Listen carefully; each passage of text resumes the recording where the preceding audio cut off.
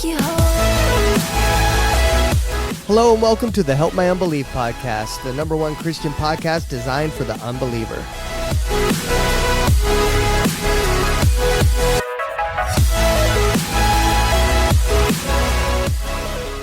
What's up, dude? How are you doing today? Okay, I wanted to get our conversation that we're having on camera. But okay, before we get in this conversation we were having, I want to say our guest today, he is our first Atheistic Satanist is coming on today. His name is Vinny, which means he's probably from New Jersey, huh?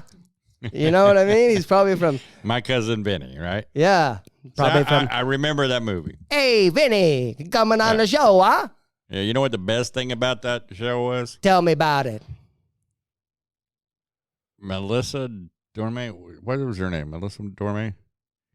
I don't know. Vinny's woman.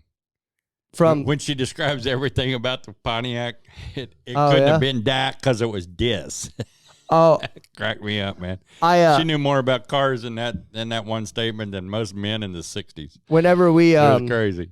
Whenever we were taught, you know, our guest backed out today, and then we had to scramble to get a new one today, and that happened during the Bible study. And so I was like, we were talking in the Bible study about what we were going to do, and the people in the Bible study were like, well, if push comes to shove, you and Larry could just talk for the whole time. I mean, you guys could come up with nice things to talk about or whatever. Nice thing. And I was like, well, what if I just spent the whole 2 hours trying to piss Larry off the whole time? And everybody was like, yes, do it. We said we were going to sing the whole time. Oh, my Yeah. goodness. I couldn't take it. I was like, I wonder, my goal would be to get you to walk off set. You know, and here the whole time last week you were saying, now keep this down, keep your intro down, don't talk long, don't talk much, just keep your mouth shut, Larry, because people don't want to hear you.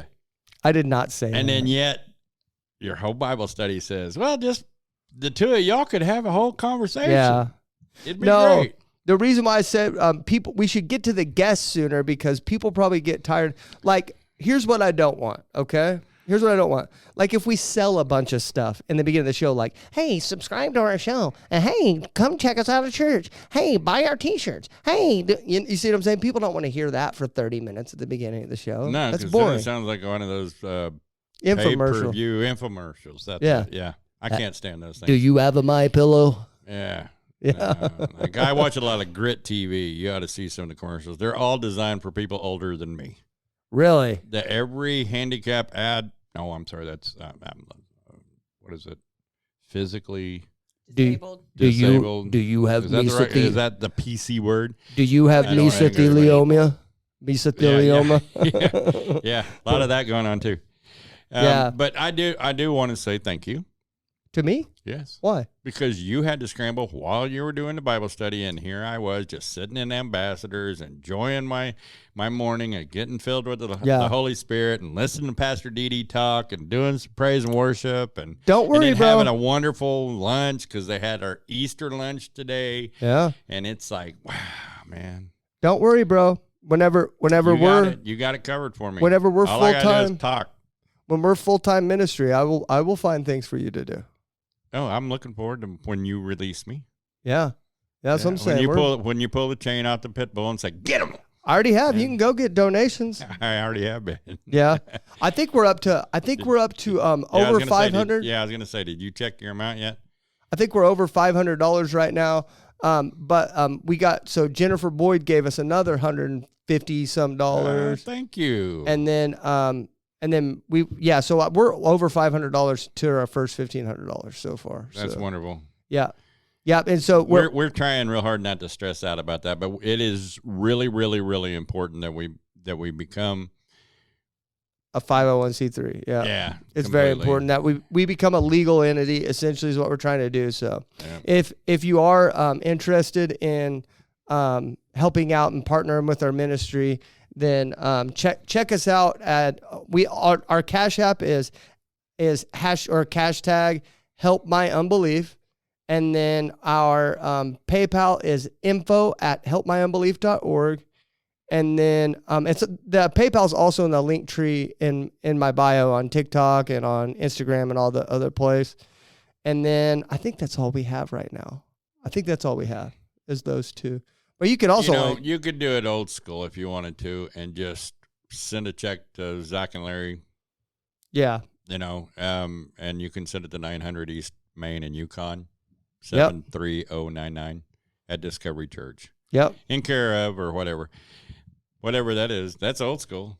In care of, I don't even know what that means, to be honest with you. So you really don't know what in care. You wrote like Larry Bernard in care of, and my parents' name at their address. No. So because I'm not on the actual deal, my stuff could still go to that address. Oh. They say to the parents now, to the parents of such and such. They Yeah, don't but say that if in I have care. so the mailman would know, like my wife and I live by ourselves. So, but if my daughter needed to get something there, or not even my daughter, if somebody else needed to get something there, they could write in care of, and the mailman would know that goes in the right mailbox. That's so old. Yeah, I know, and people don't really give. I get mail from everybody in my neighborhood, so This is making me want to fall asleep, this conversation. It's boring. hey, I'm on first name basis with my mailman. I greet him every time he walks by, and I offer him water. Do you? No, I don't care about my mailman. Oh, you do, don't you, huh? Well, it's the mailman now. My mail lady doesn't come anymore. She got back to her old route, so no. Oh, yeah. But the lady that used to do it, we used to have daily conversations, yeah. Yeah, she used to, my wife used to run crazy. outside. She used to run outside when the mail lady would come just to wave at her. Now, in your neighborhood, do you have mailboxes? Yes, but this lady, she cracks me up. She'll be driving her the mail truck, and at some places, if you have your trash can out and they're blocking her by the mail, she'll sit there and she'll run it over with her car and push it with the milk truck until it gets out of the way. And she's just like, I can't believe these stupid idiots. It's just so funny. Man. Oh, She cracks me up. The worst thing as a former trash man is when they set it next to the mailbox and you got to reach out and pick it without hitting the mailbox. Oh, yeah, they wouldn't do it for us. No, we just go on by it. You can't put it in the right spot. We can't pick it up. I know that's what they did to us once. It cost us like an extra like $70 or something for them to come back. Yeah. Mm-hmm. It's bad, dude. Hey, it's not cool. Man, I'd have whooped you if I knew that was you. Every week, you should know the rules. Most of the rules are written on the can. Yeah. Especially if it's a polycart. Now, if it's rear load, they just grab it and throw it in. It doesn't matter. Well, we moved in this place. I tell you what, we didn't know that. You ever drive by my house and don't pick up I'm going to rear load you with my foot. Well, first off, I'm not in the business anymore. And well, if you ever do that, all I'm saying is if you ever get back in the trash business and you come back to my house and you don't pick up my trash can because it's too close to my mailbox, I'm going to rear load you with my foot. Okay, I understood. I may have to get a ladder. I understood your whole little threat. It's not a threat. I'm just telling you what's going to happen. I'm going to tell you, this ministry is going to get way too big for me to have to go back to those kind of businesses. There you go. Boo! Who's got y'all? Boo! Yeah, Who's got y'all? Yeah. Y'all don't really hunt it now.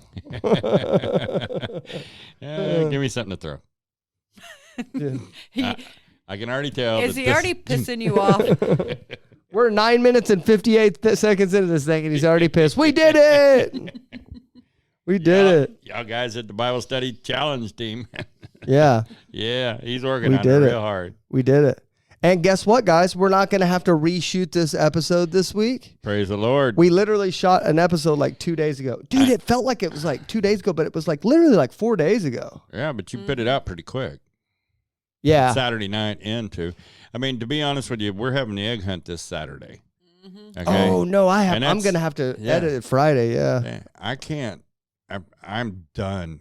I am done after those egg hunts. I am completely done. And then I gotta be available physically for Sunday. I can't come up here and record. Well, that makes me think I'm gonna have to edit on Thursday or Friday this week, huh? Yeah. Mm-hmm. I don't want to come here and record at 4:00 in the morning. I don't want to have to ever record again. I mean, but last one was God though too. So yes, it was. Yes, it So was. God definitely wanted that to happen. We can make all the plans we want to, but God's plan comes first. Oh, what I was talking about before the cameras started rolling was, I made this video yesterday about this kid. He said, how in the world did I get on Jesus Talk or whatever, Jesus TikTok? And so I made a video with like my hoodie up, and then I had a Sharpie in my mouth, and I go, the real question is, kid, why are you just now getting here? Or why didn't you come to Jesus Talk sooner or whatever? And I got in this grovelly voice. Well, I had made a reference before that. The Help My Unbelief Ministries, we're like the,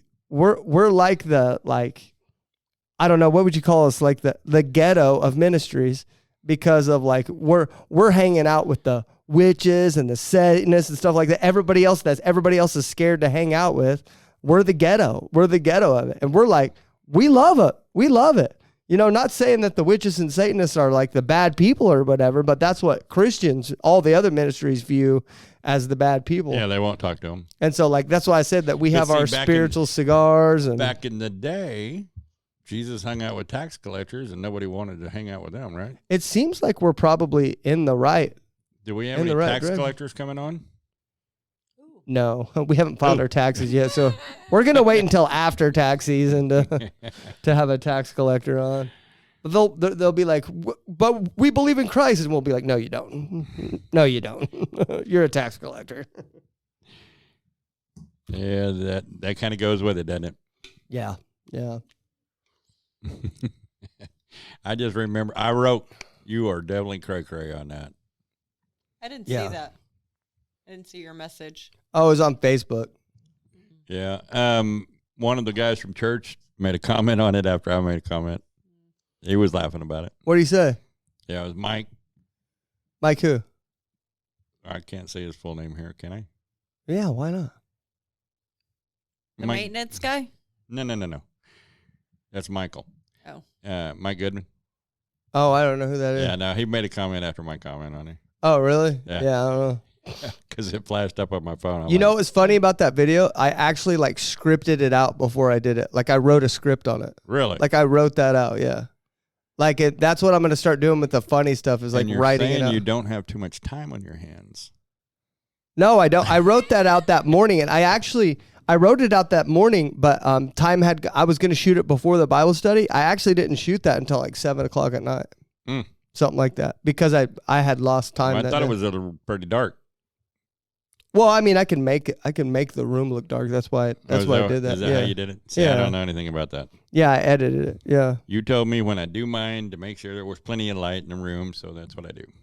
Well, yeah. But you don't know. I mean, if you had a ring light, you can make it darker, lighter, and stuff like that. No, so. I keep trying. I'm trying to get down to where I can do my devotionals each day. Apparently, I can't talk as fast as I can write. Because I can't get them done in less than 3 minutes. I've tried and tried and tried. How long does it take you to do those things? Write my devotional in the morning? Yeah. About an hour. Good grief, dude. Dude, I'm praying and writing what God tells me to write. Yeah. It's not like I'm like... The last two were... I don't do this either. I'm sitting there doing this. The last two were so long. So long. Not my problem. They had to take forever. Not my problem. He said, not my problem. Not my problem. Okay, he's good to go. Let's get our guest on. His name's Vinny. He's an atheistic Satanist. He's our first atheistic Satanist, and we're going to figure out what that is together with him. Let's go. Let's go, Vinny. Hey, how's it going? Vinny, what's up, dude? Hey. How are you doing, man? Good. How about yourself? Are you from Jersey? No, Buffalo. Buffalo. Wow. Nice. I guessed Jersey. You guessed way off, dude. Yeah. Well, I mean, people with the name Vinny, I mean, you just got to think Jersey, right? People from Oklahoma, they don't name their kids Vinny. He calls me old, yet he used, my cousin Vinny as the preface for this, all right? No, you use straight out of the Jersey Shore, yeah. Yeah. See, that Jersey Shore is too young for me. So, Vinny, have you watched any of our shows at all? I had a few minutes when I was at work today. I delved into the beginning of the one where you were doing the interview with the Athiestic Satanist. I think his name was Dan. Dan, okay, episode 8, gotcha. Okay, so let me explain a little bit of how our show goes. Normally we have an executive producer, Mark, here, but he's out. Doing another. He's been doing Trump rallies, hasn't he? He produces Trump rallies. He runs the production. He's been doing weather. Oh, he's doing weather right now. Yeah, he's over there covering the damage and destruction in Arkansas. He does production for news companies, is what I should say. He does. So, and then I have my wife at the production table today, Angela. You might hear her voice. Gotcha. Hello. My co-host Larry has already spoken with you. How you doing, Vinny? Good. And then my name's Zach, and I'm the host of the show. So we're called the Help My Unbelief podcast. We do not debate here. I mean, if we have a friendly disagreement, that's fine. I don't care. But right. It's not something that we do. We debate. I basically interview you. We're kind of just interested in the different beliefs and stuff like that. And then at the very end of the show, we will all say something. Like Angela will say something, Larry will say something, just like a closing statement. Then I'll say something, and then you'll get the final say at the end of the show. Because out of respect for our, just you being a guest, you'll get the final say. So we don't really, do you have a time limit today? Probably about a half hour, 45 minutes, give or take. Sounds good. So about 4:00. Okay, sounds good. Well, 5:00 your time. Sounds good. Yeah. So just to let you know, you are our first atheistic Satanist. Mm-hmm. What is that? Yeah. So, I mean, essentially what it is, the way I like to refer to it is atheism with a spooky mascot. I like to, it's real light, at least you can make it what you want to and follow, I'm a member of the Satanic Temple, but a very, unevolved for the most part. And it's a very lax, way of having a religion, essentially. And it's more or less just like having a moral code to follow by. So essentially it is atheism, but there is, they have the 7 tenets. I don't know how familiar you are with that. There's also, I listen to a lot of content from outsider Satanism, which is essentially similar to the Satanic Temple, but is unaffiliated with that, and surprisingly enough, don't necessarily get along with them as well. It's kind of weird because it's another thing I picked up from listening to what I did about your interview with the Theistic Satanist is just how far apart the different sections of it, meaning are. But it's a very, which is part of why I got into it, because since I was 15, I was just an atheist, and then I moved in with my former roommate, and he kind of explained it to me, and at first it was very off-putting, but then he kind of got into it and was just he got into it too, again, just because it's kind of goofy and fun. I don't know if you're familiar with what was off-putting about it in the beginning? What put you off about it in the beginning? I mean, just, when somebody talks about being a Satanist, you expect they're going to be doing blood rituals and sacrificing goats outside of a church, that kind of stuff. But it really doesn't entail any of that at all. It's more or less just, living by the principles of more or less just being a good person. We need to talk to Nero and see if they do rituals we didn't to sacrifice animals. We need to ask him that next time we see him. I'm honestly curious myself too, because from what I get when I'm told about theistic Satanism too, is you get that kind of spooky side of it where they because obviously there's the whole deity aspect of it, where they're performing rituals, and I'm not sure exactly what that entails, but that kind of spooks me out. Which is why I gravitated towards the atheistic side of it, which it's funny because being the first atheistic Satanist that you guys have interviewed, because 90%, I would say confidently, of Satanists are atheistic. Well, that's what I was talking to a guy, atheistic Satanist, in his live, and I don't know why, but I have had a really hard time getting atheists. I've talked to probably for the sake of not exaggerating, I've probably talked to 25 atheistic Satanists in their lives or in private, and they will not come on the show. and I have no idea why. But the last guy I talked to that I tried to get on the show, he kept telling me, I was like, hey, I've had 2 theistic Satanists on the show, and I'm wanting an atheistic Satanist to interview. And he straight up told me, he said, theistic Satanism does not exist. It's not real. It's fake. And he goes, they don't exist. And I'm like, what are you talking about? Like, I literally interviewed them. Like, I don't get what you mean. That's kind of like my thing with it too, is, and again, because like if you go on the Satanic Temple's website, and even like the Church of Satan that Anton LaVey founded, it's all atheistic. And again, the Church of Satan, again founded by Anton LaVey, gets a little more goofy with some of that stuff, which is why I don't gravitate to a lot of that. Whereas that was where my old roommate was told me about quite a bit, because he kind of gets into like. They also have a code too, but it's a little more angry on the side of that, and like talks about vengeance and like magic, but his interpretation of magic, more or less, what I summarized from that is like basically using your words to like manipulate a situation in a sense. So it's kind of goofy, but in that sense, it's also like kind of fun in that aspect too. It's a little trolly, you know. Didn't Anton LaVey and his family, didn't they like practice astral projecting and going into the spiritual realm and stuff like that? I could have swore.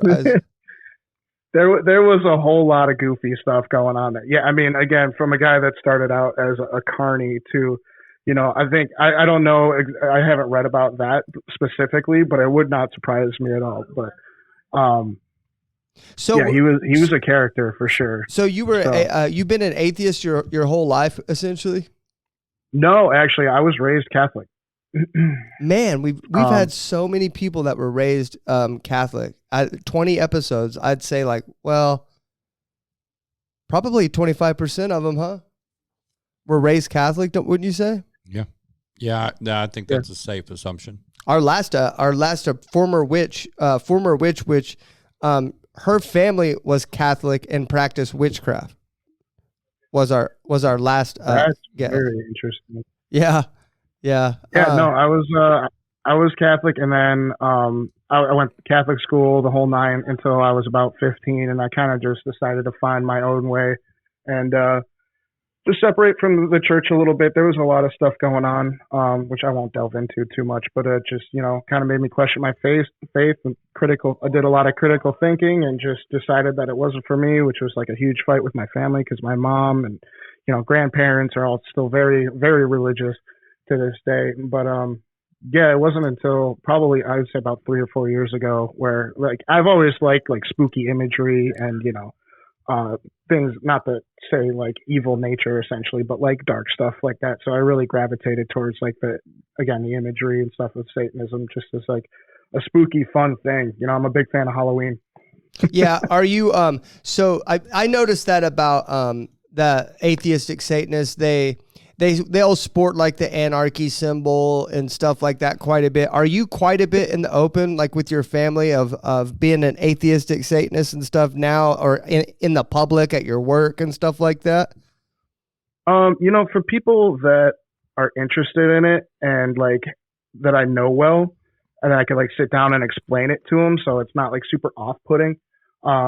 I will like sit down and be open about it, but I kind of keep it to myself unless somebody asks. Like I have some jewelry or like a ring that has, you know, the head of Baphomet on it and stuff like that. But again, it's just kind of fun stuff for me. But as far as my family goes, my sister is also an atheist. So she knows about that. I have a daughter as well, and I've been open with her about that as well. But as far as my mom goes, she's put up with enough of my stuff, and I just kind of let her. She knows I'm an atheist, but I haven't gotten into like the spooky side of it because one, I don't find it really relevant to necessarily bring up, and I know it would just bother her. Yeah, and she's put up with enough crap from me throughout my life, so I kind of just let her have her piece, you know. I think that's probably like pretty wise. I mean, like you don't want to put your mom, like you don't want to lie to her. So you don't want to lie to her. So you admit that you're an atheist or whatever, but taking it that next step and saying you're an atheistic Satanist, it would just tip her over the edge. She probably wouldn't understand it either.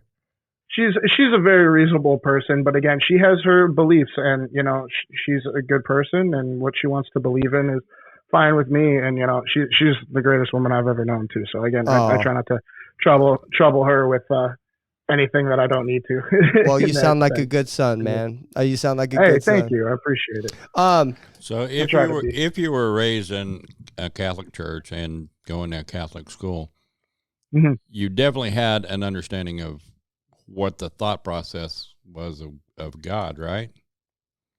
Oh yeah, and I've read like a good portion of the Bible too. I took religion classes even after I had to go to public school after that, just because we moved. But yeah, I've I like I said, I was pretty self-aware like throughout my, like I said, I was probably about 15 or so. I kind of just started to stray away from it. What took you down that road of everything that you were raised to believe to turn that around and not believe? What caused that?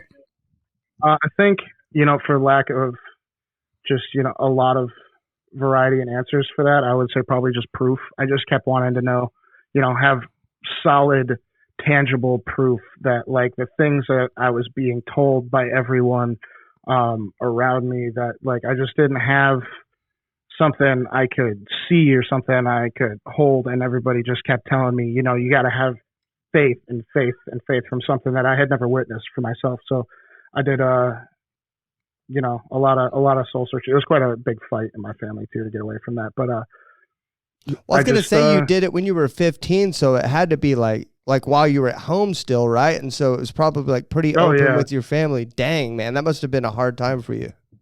It was not easy, no, and it was like right before the biggest. It was, I kind of kept it to myself for a while too, and the biggest thing was because I was baptized in the Catholic Church as well. Was right before, I believe that's the age of 15 or 16 when you make your confirmation, your first confirmation. What's that? Or it's a Catholic thing, recognizing you're of the age of consent. Oh, okay. Or not consent, but understanding. Yeah, it's like being an adult in the eyes of the Catholic Church. Right. Just like the Jew. It's like a second baptism into like adulthood. Age of accountability. Is that what you're trying to say? Yeah. And I was going to say, I don't think consent was the right. That's a little weird. I'm going to be honest with you, Larry. It's kind of like the Jewish kids have the bar mitzvah to show that they become a man at a certain age, and I think theirs was like 12. Yeah, you probably These old people can just say stuff and they get away with it, don't they? Don't they, Vinny? These old people just spurt off at the mouth and they just get away with stuff. Before Vinny sides with you, he probably ought to tell you his age. Well, I could tell he's not 60 at least. No, I just turned 30. I'm above the age of consent. I'm not confirmed, but okay, if I can I ask a question? Because I know you had asked about me, having a confirmation in the Catholic Church. What, I apologize again. I've been very busy and haven't done any research. But what religion is it that you guys practice? Oh, we are Christian. We are Christians. Yeah. Christian. Okay. And we attend if you want to get even more honed in on what we believe, we attend an Assembly of God church. Okay. I'm not super familiar with that, but my dad's side was, is Christian as well too. So my mom's side was Catholic and my dad's side was Christian. So I got a little bit of conflict both of those worlds. Yeah. Did you have a lot of conflict at home over their beliefs? Oh, they're divorced. Oh, okay. Over that? All right. No, not over that. Not over that. That was just a joke. But they parted ways quite a while ago. But actually, I'm not sure because like it was weird. We went to church every Sunday, but we would always go to my mom's church. They split when I think I was like 13 or 14. So the memory is a little fuzzy from that. I definitely went to church on my dad's side when we were out staying with him a few times. But we definitely were like, I was in Catholic school and I went to a Catholic church like regularly. So that was more of the section that I was, kind of brought up in. So let me ask you a question. Because most, and don't give, so I want to preface this. So most of the time that I've talked to an atheistic Satanist, it's been like on their platform, where they're getting like berated by Christians constantly and stuff. And then I come in and I'm trying to filter my personality through words on the screen. So they're probably already in defense mode when I show up. So, 100%. so I'm asking this question out of a place that but like, for example, most of the time that I've talked to atheistic Satanists, it seems like their position and what their beliefs are mainly antagonistic in nature. Like, and it's designed to antagonize Christians. But I'm not getting that from you at all. So is something like, do you have a community of people that you hang out with, that you talk to, that practice this? Do you get that sense that it's mainly used to antagonize Christians?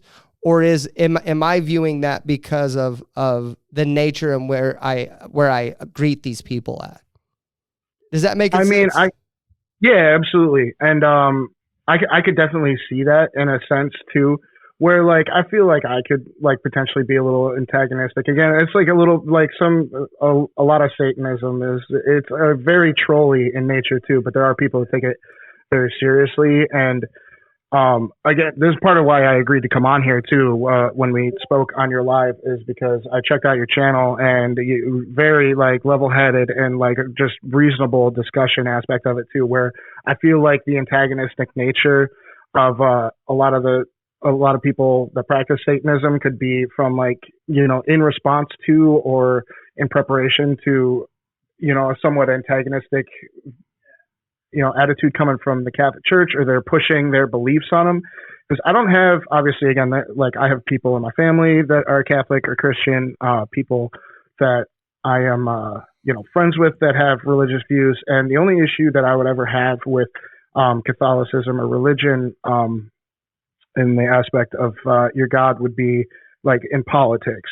And then, you know, we can get into like the whole thing with like churches and priests and stuff like that and underage kids. But that, like, beside that all aside, is like, you know, where I could see people being antagonistic, because I'm not,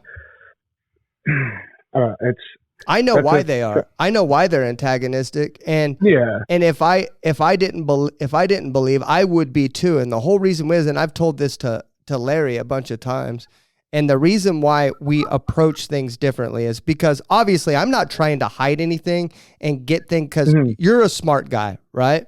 So I'm not trying to lie or come behind a back door or anything like that. I mean, this is a ministry that we're hoping that people would come to know Jesus Christ. That's what we're hoping to get out of this. Right. And I don't feel like we're hiding that or trying to pull the wool over anybody's eyes. But what I noticed in the Christian community is the way they're approaching it, they're not getting anywhere. Like, there's literally, I know for a fact that there's nothing new that I can tell you today that you haven't heard before. I know for a fact. 100%. Nothing. Does that make sense? So why say it? Why take that angle? Why take that approach? And in fact, if what we believe in is true, and if Jesus really was exactly who he says he was, then I think we need to listen to what he said. And what he said is how people will know we're his disciples, is by how we love other people. And so, right, absolutely. And I think we lost that somewhere. I would definitely agree. I mean, there's a lot of hate in this world, and I think that people see Satanism too and think that it's all about evil and condemning, where it's realistically, if you look at the tenets, are not far off from values in the Bible. I mean, it's, you know, treat others the way that you want to be treated, have respect for your fellow human. You know, I can I actually went to the website and looked at the tenets from the Satanic Temple tenets. And I mean, I would agree that there's like some core beliefs in there that wouldn't be bad, but there is some distinctions from Christianity, like the part where absolutely, I'm not denying that at all. Yeah, where it says that basically where you serve yourself, I think is one of them, that you do whatever is best for yourself, and then one of the core beliefs in Christianity is to deny yourself and pick up your cross and follow Jesus. So there is some distinctions in there, but yeah, I get what you're saying. Like, I mean, we haven't talked to a Satanist yet that was that seemed like he was any more evil than any other human that we talk to, if that makes sense. Right. You know what I mean? Yeah, no. I mean, I was actually listening to a podcast today that referenced this as well, in the sense, and again, I'm very, like, these are not down to the T, and it's a very loose, I have a very loose interpretation of it. Like I said, I am a member of the Satanic Temple, but it's also like, it was just me signing up on their website, and I got an email, like, newsletter, you know. So it's what you want to make of it. And there are people that can argue that, you know, Satanism can be very selfish in nature, but also, you know, there's the other aspects of it where, again, in the first tenet, it says here, you know, one should strive to act with compassion and empathy towards all creatures in accordance with reason. So there's give and take, you know, it's taking care of yourself and viewing yourself as your own master and listening to what you believe is good for you, but also having that balance to, like, you know, not have what you would say a God complex, even though it is kind of promoting that in a sense. But still, you know, value yourself and your body as, you know, like being, you know, taking care of yourself and mental health, but also, you know, helping your fellow human. Yeah, along with it. I get what you're saying. Mm-hmm. Yeah. So, what time we got? Hold on. We're at 3:40. You still got about 20 minutes? Yeah, absolutely. Okay. So, I want to hear my roommate in the background. So, like, are you shut off to a future with Christ? Is it something that you think about? You're like, man, what if this is true? Like, oh, hold on. Let me just ask one question at a time. Are you shut off to a future with Christ? Have you completely shut it off? Yeah, I mean, yeah, absolutely. That's long past. Unless, you know, Jesus himself ascends out of the sky and holds my hand and shows me the way. It's gonna take a whole heck of a lot to be swayed. You know, again, we go back into that proof kind of thing. I mean, there could be, obviously, that's a little bit of a dramatic, you know, rendering, but so, like, even if Jesus gave you just like a vision, you would want literally, you'd want to be awake and for the clouds to part and for him to come down and grab you by the hand for you to believe. More or less. Yeah. I did not know.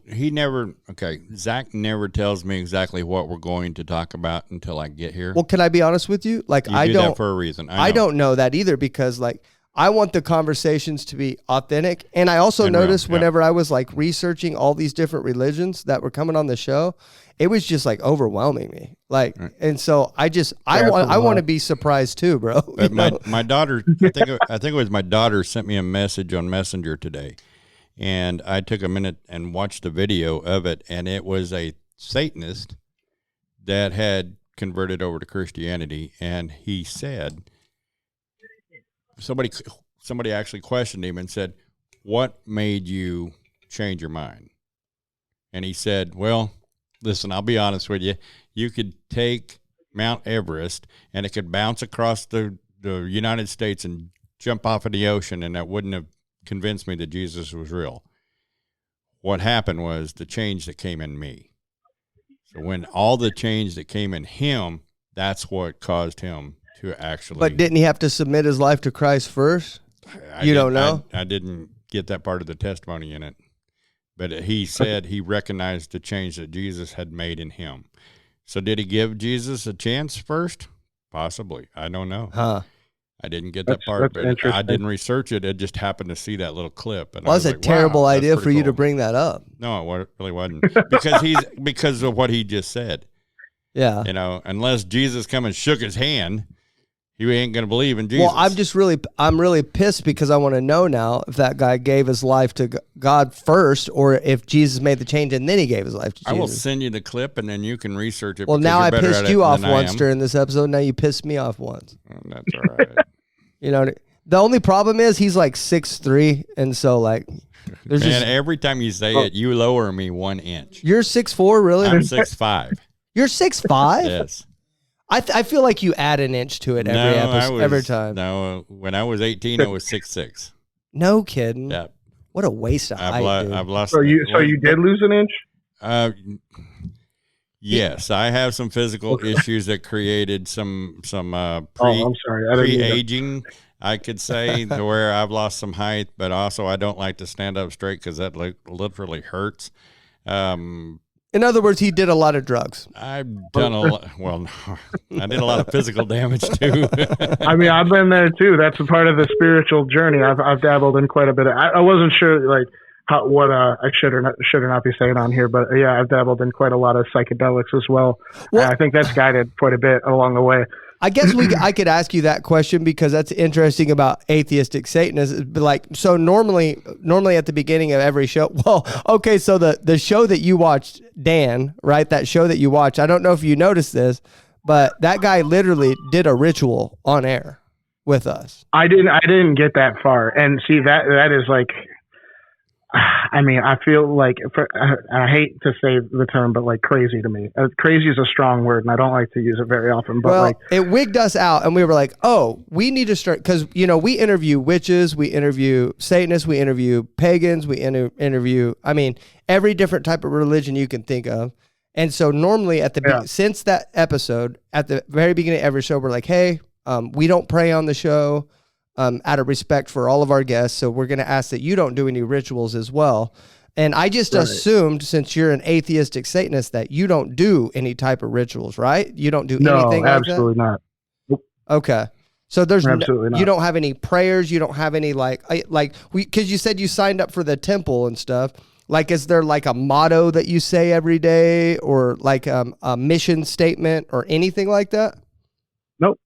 No, I mean, like I said, I'm a member, but I'm very uninvolved too. I've wanted to like go visit the temple that they have in Salem, just because I think it'd be a cool trip to go check out.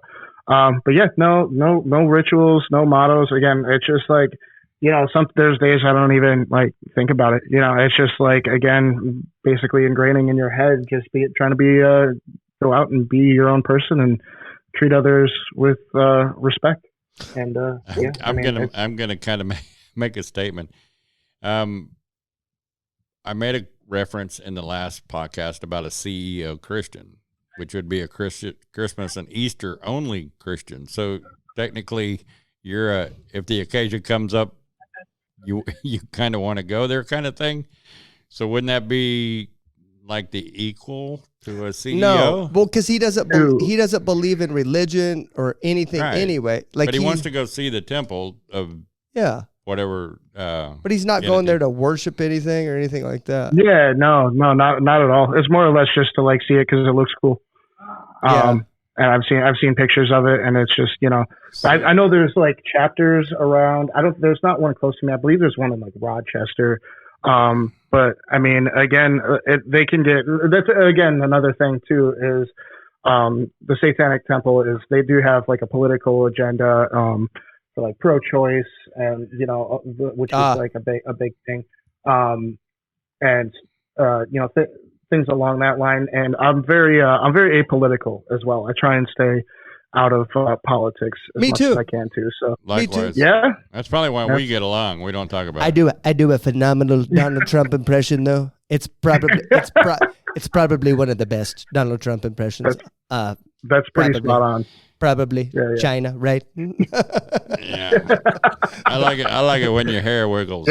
Yeah. Your comb over. My comb over. It's wiggling in my hat. Really? That sucks. Why did you tell me that? We're on camera, you bro. Cut it so short that you can't do the comb over anymore. I'm gonna instigate a fight in between theistic Satanist and atheistic Satanist right now, because I think it'd be fun in the comment section. So. Hold on. Okay. These are for the comments. All need to, when you get off here, you need to go watch the episode with Satanist Nero. He is a theistic Satanist. We just interviewed him in episode 16, I believe. Is that the clip that you have pinned on your TikTok? No. That was with Dan. That was Dan. Okay, yeah, because I remember seeing that clip when I checked your channel out, and I was like, that's probably why a lot of atheistic Satanists try to stay away from theistic Satanists. Because after hearing that, I was like, it's a bad name too. Because not atheistic Satanists are nothing like that. Yeah. He calls it was a little jarring. Nero is a Luciferian, and he believes in Satan, that he's a real thing, and he believes that and he worships him as his god. That's what Nero. Yeah, I feel like that's where you would draw the line in like calling somebody a theistic Satanist when they're really actually a Luciferian. Because again, when you go to like any of these websites of any Satanists that have any kind of organizations, there's always disclaimers and being like, we do not believe in a deity.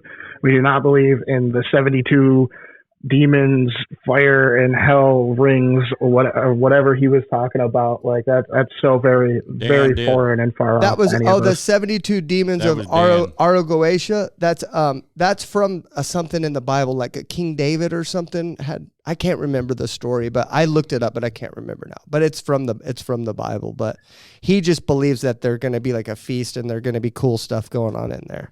But if what we believe is true, then that's probably not cool stuff going on down there. But yeah, I mean, Nero. So Nero calls you guys hot topic Satanists. That's what Nero refers to you guys as. You're really trying to start the fight. Yeah, I want him to go fight with Nero. Sorry, Nero. No, I'm just kidding. That's too funny. Yeah, I remember Dan saying something about like us being satire as well.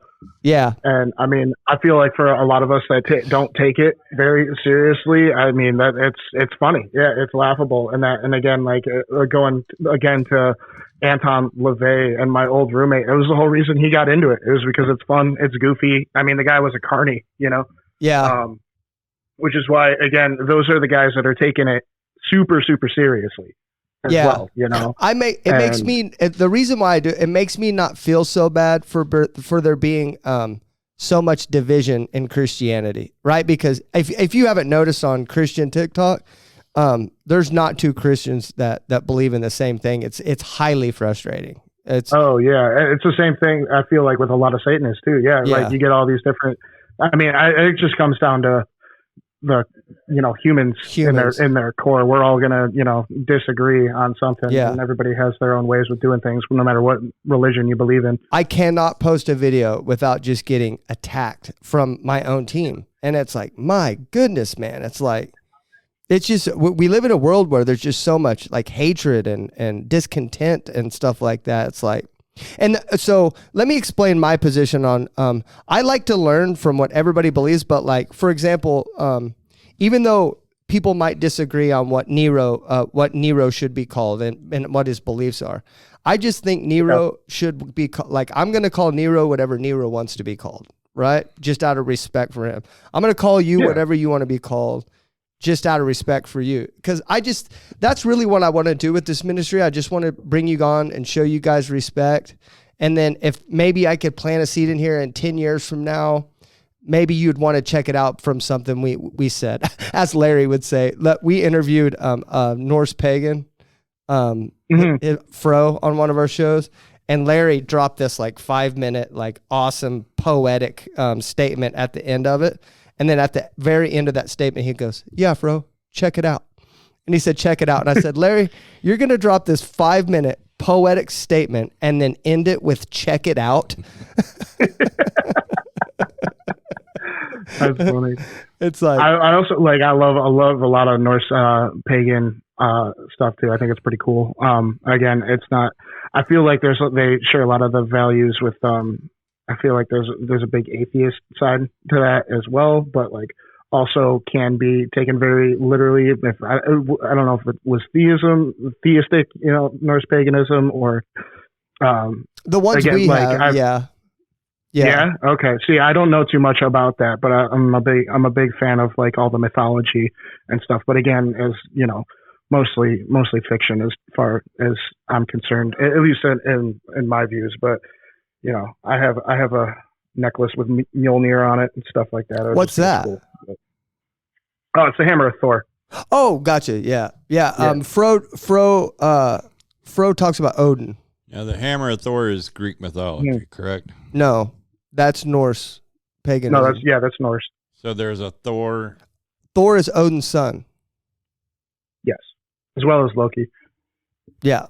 Again, there's more to that too, and I apologize to any Norse pagans that are going to come for me. I'm not well versed on it at all. So Fro, I say with a grain of salt. Yeah, Fro's gonna listen to this. He'll tell you in the comments. So, but he's super nice. I thought Thor was Greek mythology. Is there a Thor in Greek mythology and a Thor in Norse? No. No, that's just Norse. Norse, excuse me. All right. What do you mean? All right. The one that runs around with a hammer on the TV. Yeah, that's actually Norse, not the Marvel adaptation. But in the Marvel comic, was it Zeus? No, his dad. Yeah, Zeus is Greek. Odin's his dad. Odin's his dad for sure. No. Odin's his dad. What's his name? Played the part. What does that mean? The one from I'm trying to think of his name right now. Chris Hemsworth? No, that was Thor. I don't know, man. You're taking us way off track here, dude. I don't get. No, Silence of the Lambs actor. Oh, what? I love his acting. Who did Silence of the Lambs? Christopher. No, I can't think of his name right now. Okay, he's the actor. He played Hannibal. Okay, we're gonna the one that played Hannibal. We're gonna have to. I'm gonna ask him one more question, and then we're gonna do the rounds. We're gonna do the rounds for him. Oh, you got a question? Yeah. Okay, you ask the question, then we'll do the rounds. What happens when you die? As far as I know, nothing. But I mean, hey, again, if I get proved wrong, then we'll figure it out after that. But yeah, as far as I know, just nothing. Okay. That's it? Okay. Or as Keanu Reeves, let me rephrase that, as Keanu Reeves would say, what happens when you die? The people that love us will miss us dearly. There you go. I watched that, yeah. Except he sounds like this. The people that love us will miss us a lot. No, it's he may have executed it better and maybe a little more stonery than me, yeah. That's a my Keanu Reeves impression. Yeah. It's like and then he did the John Wick movies and just totally redeemed himself, by the way. Oh yeah. I'm a big fan of Constantine. It's probably my favorite Keanu Reeves movie.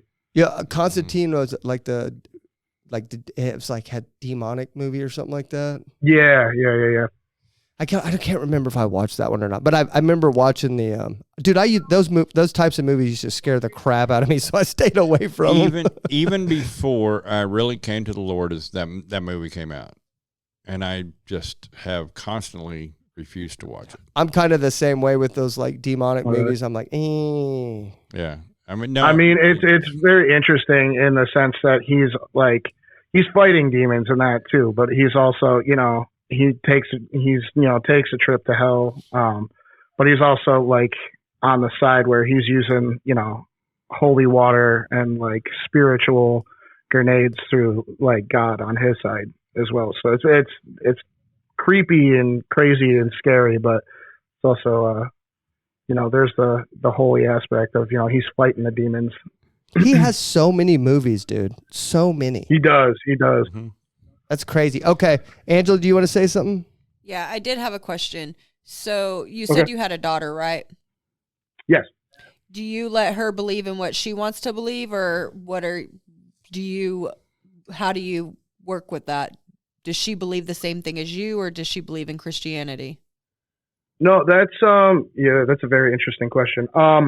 So her mom, we're not together anymore. But her mom was Catholic, but not like overly so.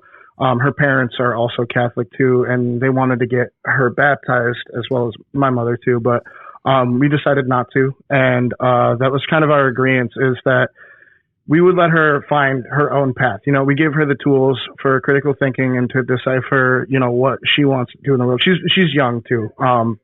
She's, preteen, but, so I feel like she hasn't really given too much thought into it yet and finding her own way, but we don't push anything on her. That's the biggest thing, is I've explained to her, what I believe, which is, at its core, atheism. And that I don't believe in any spiritual gods or deities or anything like that. And I'm not sure exactly, what her mom's side of it is at this point, because we've been apart for quite a long time while she's been growing up. But as long as I know, as far as I know, she's holding true to that. And obviously I have my mom's side, which is her grandmother, with the very religious aspect of it. And, we kind of we're letting her figure it out for herself. There's all the resources in front of her. She wants to become a Catholic, Christian, believe in God. She wants to be an atheist. She wants to go to Buddhism, whatever it is. And, however she wants to handle it growing up, I'll support her in any way with that, as I would with anybody else, really, in all the different religions of people that I know. And yeah, again, I just want her to, grow up smart and be herself and figure out what she wants to do and believe along her path in life. I like that. Larry? Can I read a verse to you? He reads a verse at the end of his ending statement every time. No, hey, I'm a guest here. That's fine. Okay, Job 34:21. His eyes are on the ways of men. He sees their every step. There is no dark place, no deep shadow where evildoers can hide. God has no need to examine men further, that they should come before him for judgment. Since you were raised Catholic, I figured you had heard Job before.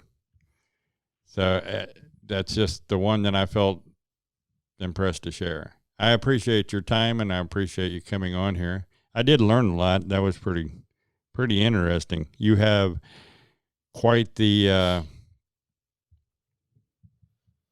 different opinion than the ones that we've talked to before. Yeah, this is different. Yeah, it was very interesting. Like, even just for the little snippets that I did, and I could tell too with the attitude, like coming in heated and like wanting to spit some fire at somebody of faith, and it was just kind of funny to me too, because people, it's a sensitive topic, religion in its whole, for anybody in the world, I feel like, and it's funny when you see people that are, again, just so wrapped up in their beliefs that they're kind of going against what I feel like they're trying to rebel against, which is pushing their narrative on somebody.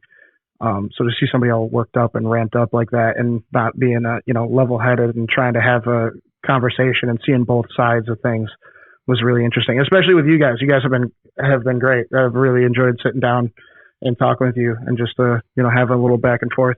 Yeah, that's kind of like, and this will be my final statement, but that was kind of like whenever we started this ministry, I started to notice, I mean, even after we started shooting these episodes, I realized I was like, there's literally nothing profound, new, groundbreaking, or anything that I'm going to be able to say to convert these people to Christ. That's not going to happen. Right. The only thing that could possibly happen that we could do this is I could listen. That's what I try to do. I try to listen.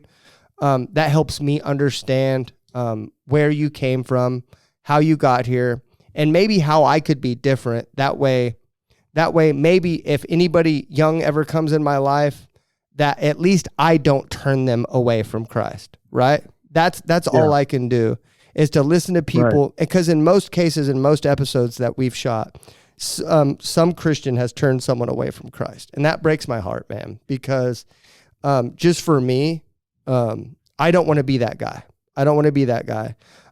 Right. Just like you, I can tell that, like, I mean, even with Dan, with Nero, with Jess, one of the pagan witches that came on here, like you, I could tell, like, I could hang out with you. I could laugh. We could get along.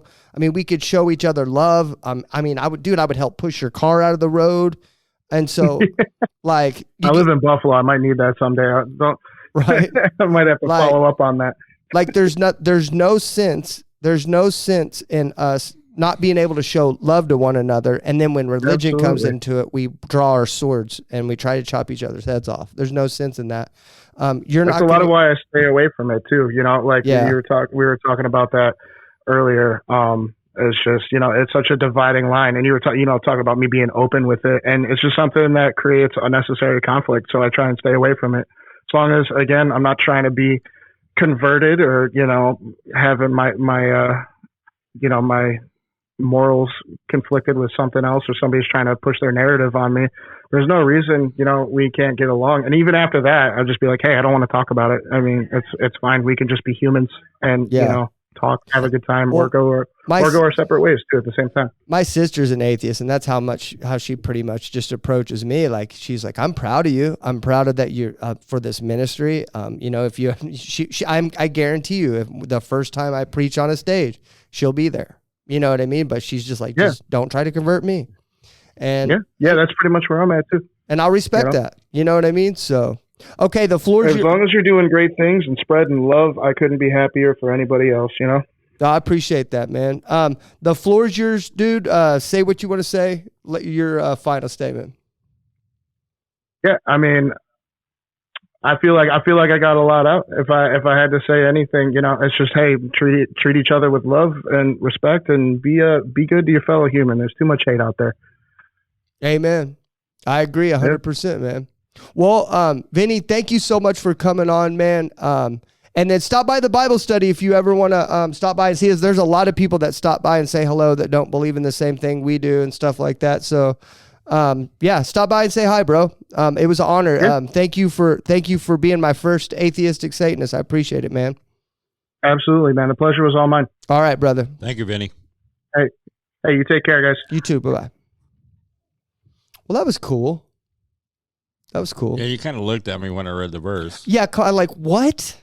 Like you were like, and the Lord says, go into the darkness into where you will die because the scales over your eyes show you the sulfur coming from your breath.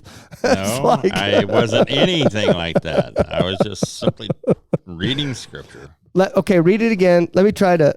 I'm just saying, like, so here's where I try to get with you, Larry. Right? Yes. Like if you handle these people with the fire and the brimstone, and you're going to go to hell, there's scales over your eyes and stuff. No, I didn't. They hear that. I didn't say that. Okay, read it again, and I'll apologize to you if I. His eyes are on the ways of men. Talking about God, right? Mm-hmm. He sees their every step. Of course he does. Okay? There is no dark place, no deep shadow where evildoers can hide. No place that you can go where you can hide, because he sees everything everywhere. God has no need to examine men further that they should come before him for judgment, because he knows each and everything about you already. He already knows. He knows everything. That was just it. Okay, now explain to me how that applies to Vinny. I don't know why God wanted me to read that one. Okay. I don't question what God wants me to do. You said God told you to read that verse to him. I'm saying that I was way over here on 38, and I looking at words, nothing. Okay. So I flipped back a couple. That didn't come in. I'm looking. God has my eyes stopped there. That's why I read verses. It's fine. It's fine. I follow the promptings of the Holy Spirit. Well, I got you. You get where I'm coming from, though, but right? That was a seed for somebody else. It wasn't for him, maybe. Yeah. I don't know. Here's where I come from, right? So I go into like every day I'm trying to find guests for the show, right? Mm-hmm. I want you to understand my position of why I cringe whenever you go to that kind of, I cringe whenever you go to that like old school fire and brimstone when you're going to read a verse. I didn't even and say it. I cringed right when you said, I'm going to read a verse from the book of Job. And I'm like, Job? Are you kidding me, dude? Like, why would you read from Job, man? And then, so anyway, I was like, okay, Job, here we go. But anyway, so I go through these lives and I try to find Bible verses, or I try to find guests for the show, right? And I go on these people live, and what I'll do is I'll type out a message. I'll be like, hey, bro, just want to let you know that I have a show called the Help My Unbelief Podcast, and I want you to come on the show. And then I'll copy it, and then I'll keep pasting it in there until they see it, right? Well, anyways, I'm in there, and there's mainly Christians in these unbelievers' lives, right? Mainly Christians in there, and they're saying like, you have scales over your eyes, and you're if you don't wake up soon, you're gonna be living in constant torment. Like, and these people are going classic, like, oh, like that's the first time I've heard that, and be like, oh, I pray that God removes the scales from your eyes. Yeah, like, but I didn't say that. No, I'm not saying that. I'm not saying that. I'm just saying that. I'm not talking about you at all right now. I know, but I'm just saying with this, I'm just. What I'm saying is, I know whether he believes or not, God is watching him. Partially, that was me getting uncomfortable. That was me getting uncomfortable because I'm in these lives and I see that, and I know that we're not going to get anywhere from being like threatening and like, oh, you know what you're getting yourself into. We're not going to get anywhere. You know what I mean? And I'm not saying that's what you did or anything, but it makes me nervous, and probably I should chill out. That's what I'm saying. You know what I mean? I should chill, but trust in man, or trust in God, not man. Yeah. That's Psalms 118:8. I just want to be different. It is better to trust in I just God want to than be trust in different. Does that make sense? Man. I want to be different. So do I. That's why I trust I want to God. be different than those people. I just really do. That's the whole mission, is I want to be different without compromising what God wants us to do, right? Like the whole goal of this is to get people to know Christ. That's the whole entire goal. Bottom line, there's no other goal, right? And we're not hiding that, right? But I do want to do it in a different way to where we can at least listen. And I think we do really well at that. You know what I mean? Yeah, I hope so. I got a whole page of notes. But people don't want to be threatened and stuff like that and be like, the Lord sees you in the darkness and sees your iniquities, and he lies with you, and he gonna pull your hair out with his teeth. You know what I mean? Like, he doesn't, like, people don't want to hear that because they know why that. I didn't say that. But that's what makes it even worse is they do know that. They do know that. Mm-hmm. You know what I mean? But it's just not going to help us getting there. So it makes me, I get uncomfortable, and I know it's something that I need to work on. Okay. It's something that I need to work on, because you're already working on your part. I know you are. I see it. You're doing a really good job, and you're doing a good job. You are. I admit it. So are you just going to sit there and smile the whole time, or are you going to talk? Because, like, I'm getting tired. I'm going to take a drink. Because you didn't give me a chance to get a word in edgewise. So well, that's what I'm saying. Will you talk now so I get a drink? Yeah, I figured when you got done talking, you'd take a drink or something so I could say something. But, I mean, it's just, I have a mission too. And that is just to plant seeds. Yeah. Wherever I go, I plant seeds. When I talk to people, I plant seeds. Some are going to fall on hard ground. Some are going to fall on fertile ground. Some will come up. Some of them won't. But we are in the end times, my friend. And if I kept all the seed inside me, then I'm doing nobody any good. It's like a pomegranate. Let's just use a pomegranate for instance. All those seeds, when you open up a pomegranate, you know what the inside looks like, right? Tell me. Yeah, because like an apple's got 6 seeds. But a pomegranate the whole fruit is a seed. Oh, okay. Right? Okay. So when you open that up, that's me. Okay. But if I stay closed up with it, then those seeds do no good. Yeah. But if God gives me an opportunity to open up and put seeds out, that's what I'm here for. Yeah. That's all I'm here for.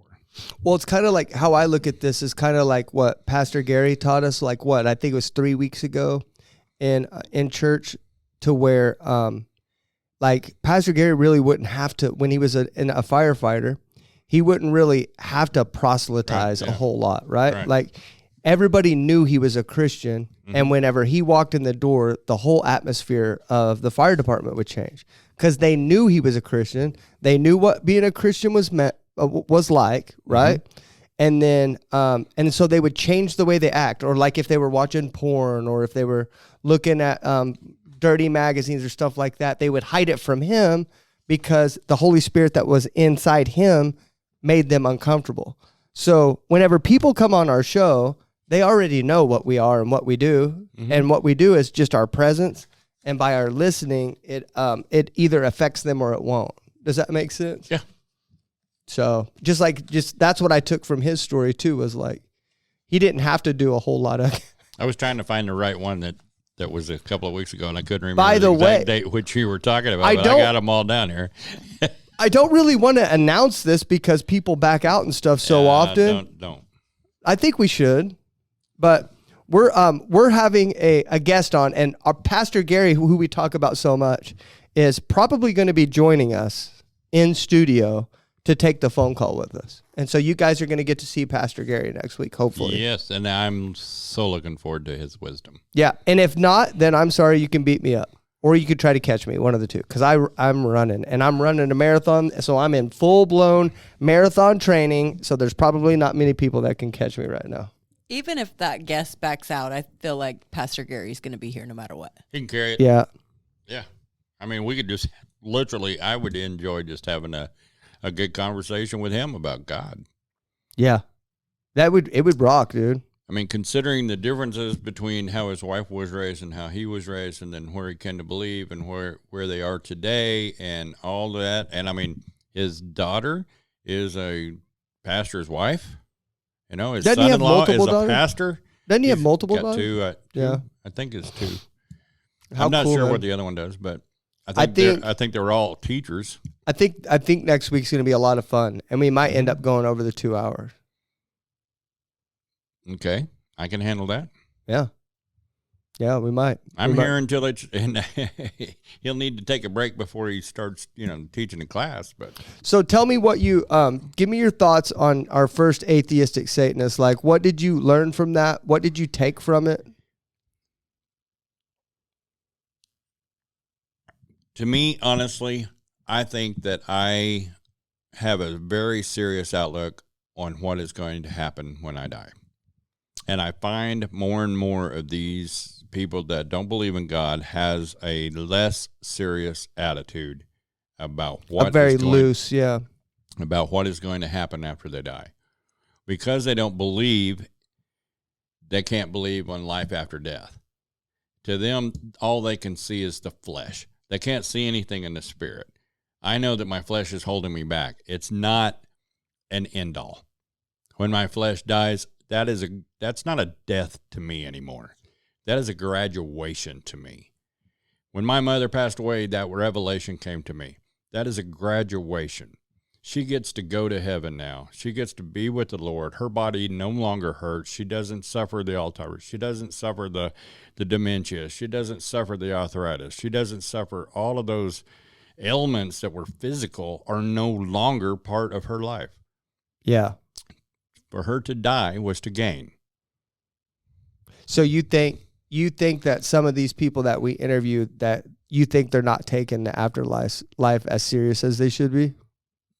No, and that's why I've been making a point of asking their age, because I remember where I was at that age. I remember where I was at your age.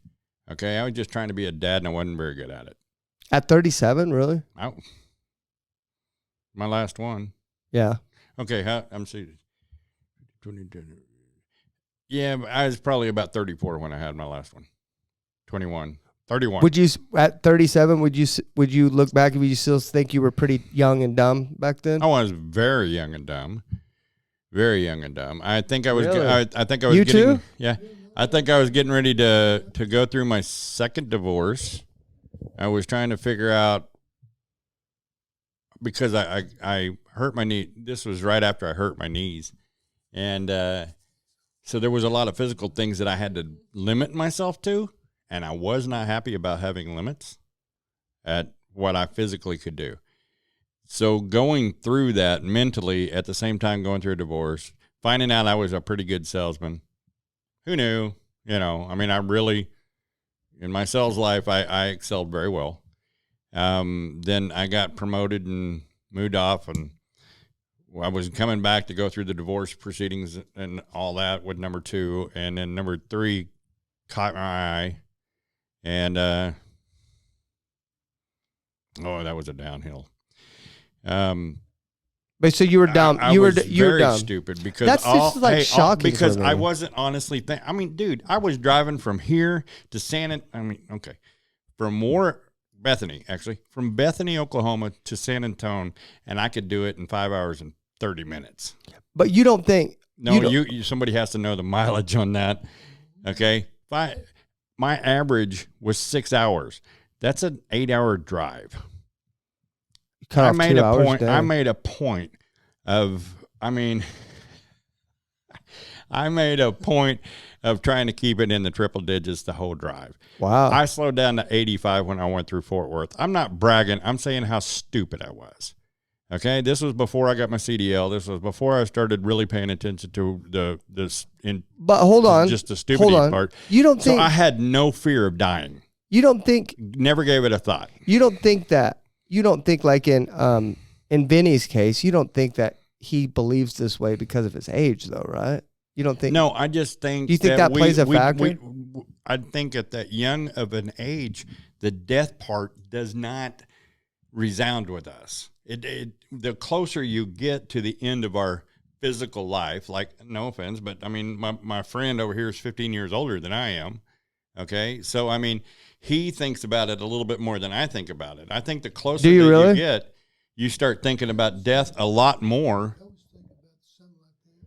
Yeah. You don't know anything about. Put it mic on. Speaking of the mic. Yeah, you always you don't think about that stuff because you don't know. Right. Who knows what's going to happen tomorrow? What's going to happen in 30 minutes from now? He was actually in Vietnam.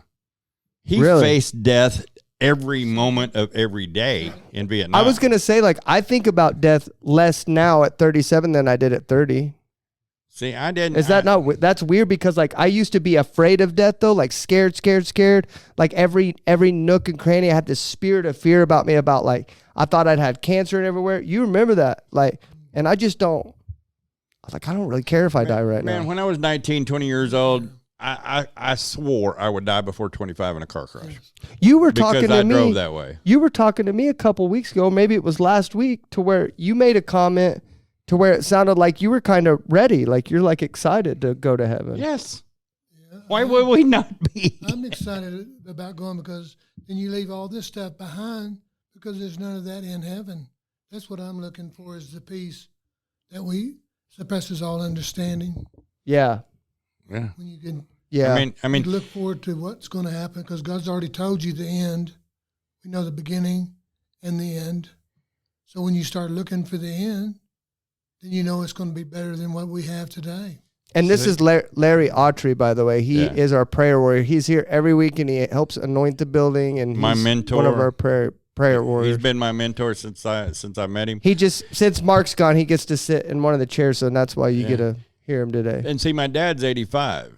And even though he has physical ailments, I think he actually gets around a little bit better than I do. I've worked with this guy. He's worked my butt off.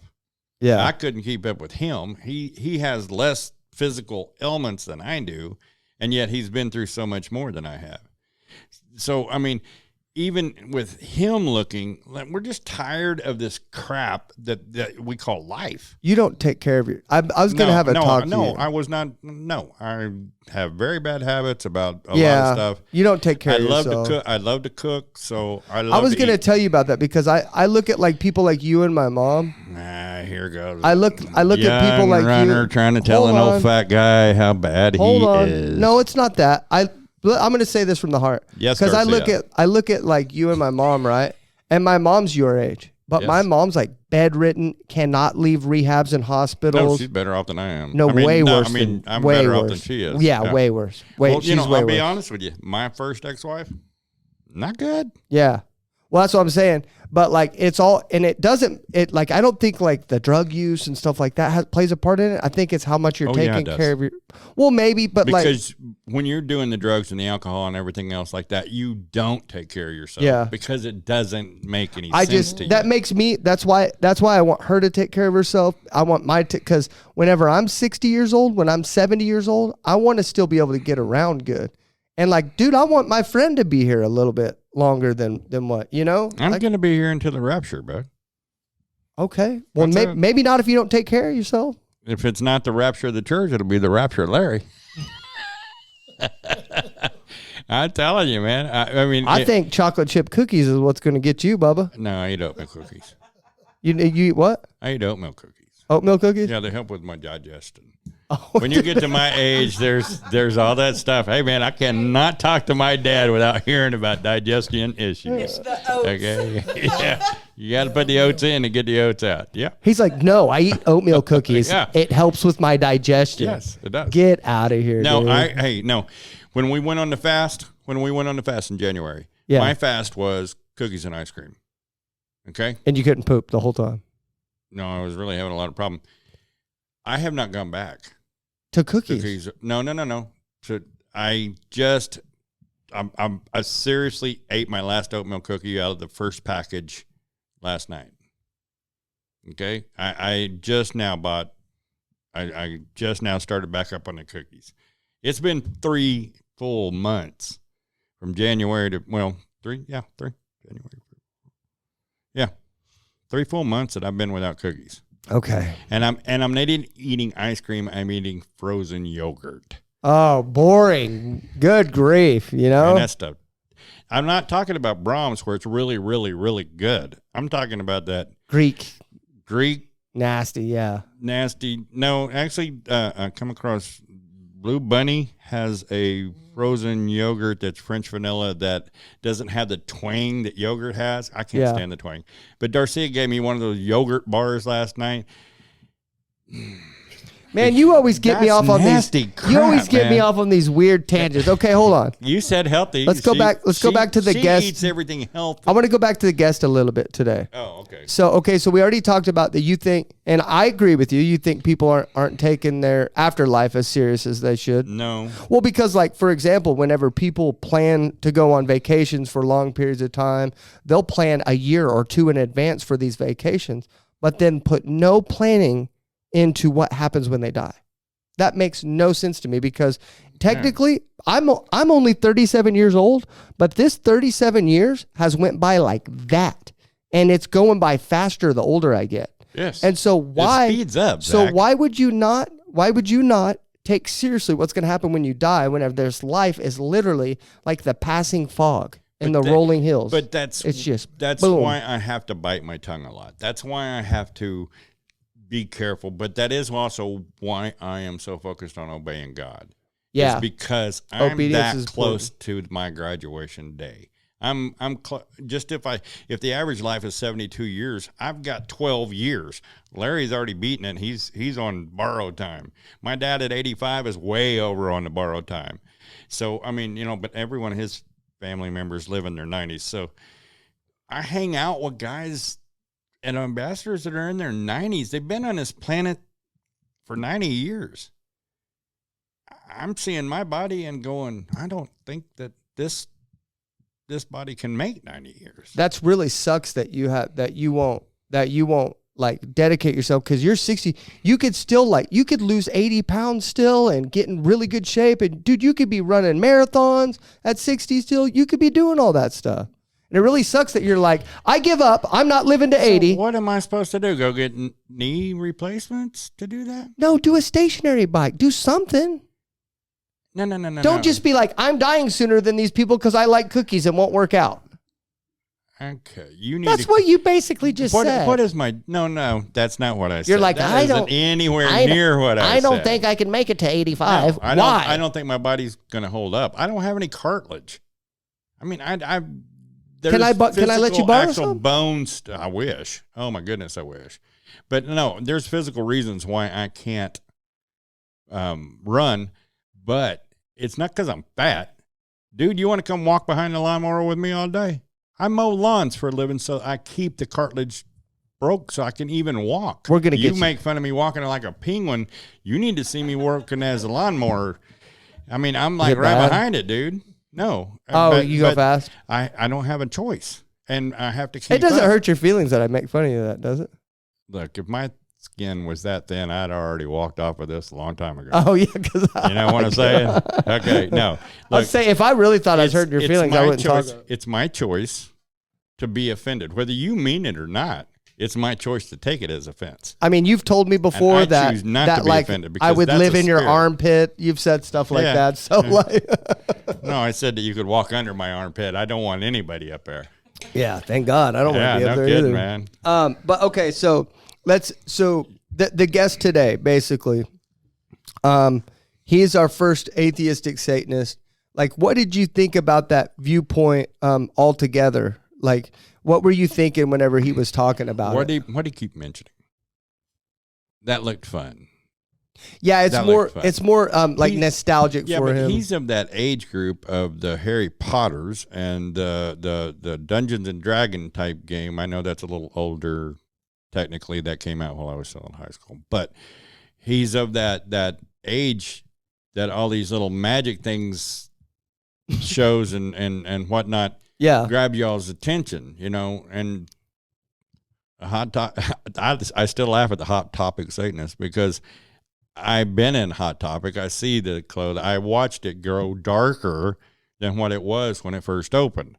Yes, I'm old enough to remember when Hot Topic first opened up. I wonder if Nero, you're a Satanist. Do you wear clothes like that? Do you wear the dark clothes and stuff like that? Comment on this video and tell me. If as a biker, I wore the dark clothes.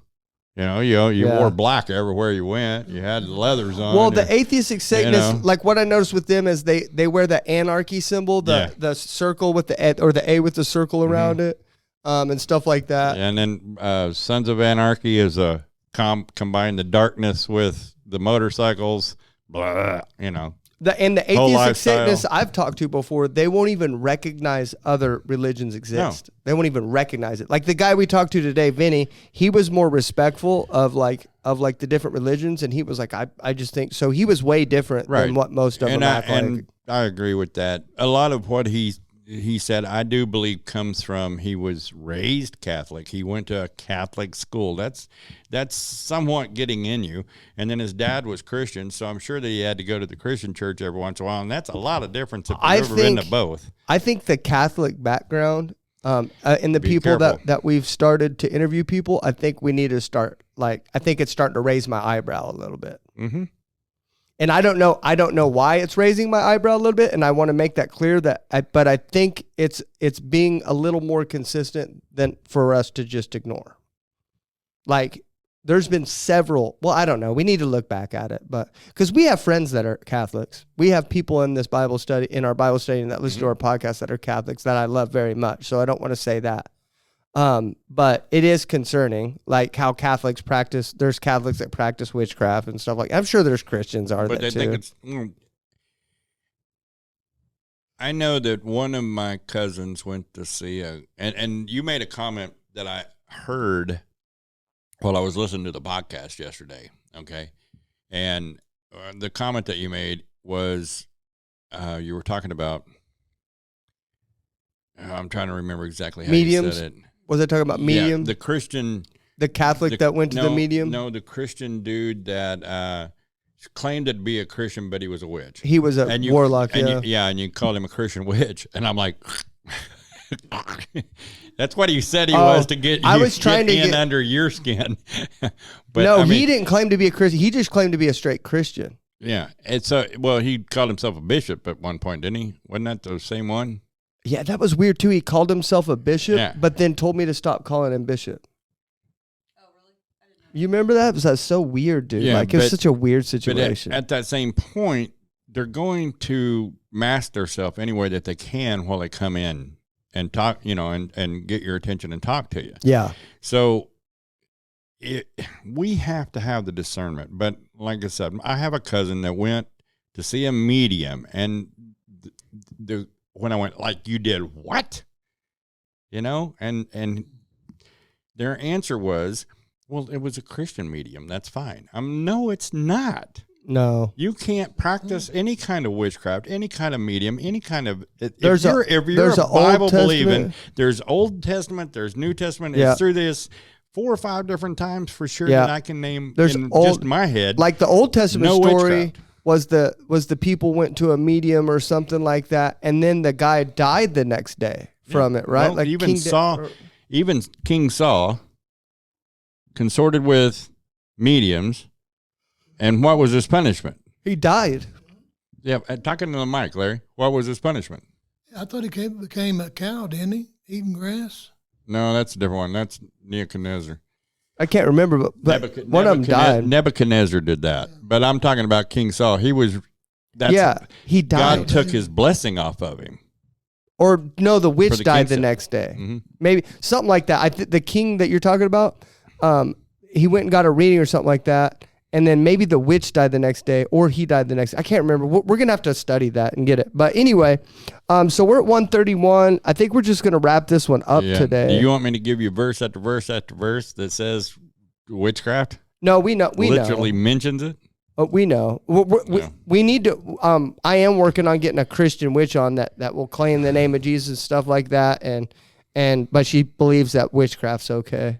I am working on that though, so we will get a Christian witch on here eventually. Absolutely.